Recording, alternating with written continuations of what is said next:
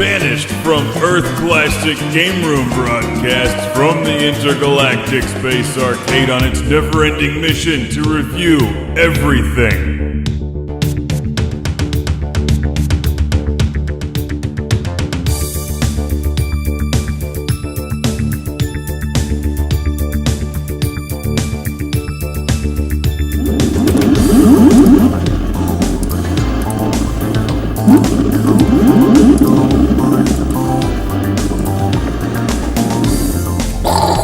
Welcome to Classic Game Room, where we're about to rock it like Herbie Hancock on the Game Boy with Missile Command. Would you like to play a game? Yes. I love the cheerful, uplifting music that they added to the menus here in 1991's Missile Command for the Nintendo Game Boy. The portable version of Atari's 1980 arcade classic about the fun you can have surviving a global thermonuclear war.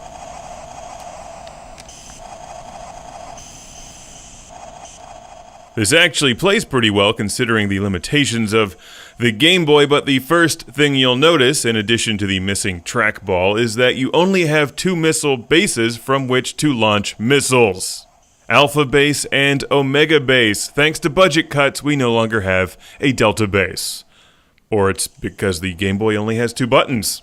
And it doesn't even have a trackball, yet somehow it still manages to play a pretty good game of Missile Command. This may be the ultimate irony, playing Missile Command on the Game Boy while sitting next to an actual Missile Command, but if you have to go somewhere like on a bus or train or airplane, try lugging this thing around with you. You're better off playing this version. Unless you book the seat next to you and just take that with a generator. This is true, that's how I travel with a Vectrex, but the Missile Command machine is approaching 400 pounds, and it's quite large.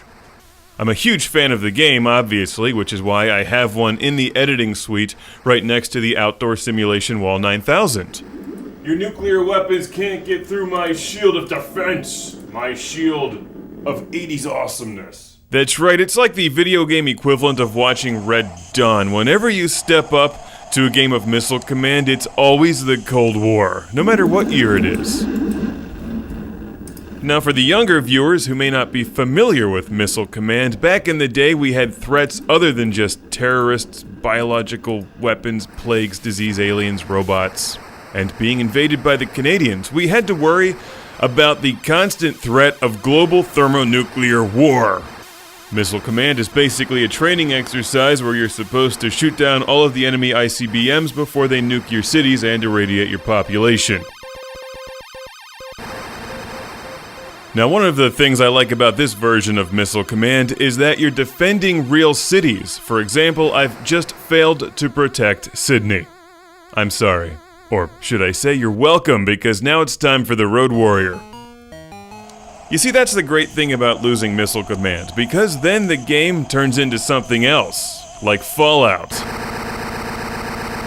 Wasteland, or maybe even the alternate cut of War Games, where Matthew Broderick and Ali Sheedy just weren't fast enough, and it turns into the day after. Not tomorrow, because that movie was terrible. Yes! A bonus city! Fortunately, this smaller, truncated version of Missile Command is not terrible, even without a trackball, even on the black and white, old-school Game Boy screen with only two missile bases. It's pretty good. It's good because it's Missile Command, universally likable. Even without a trackball, the game is still playable, although it is best with a trackball, of course.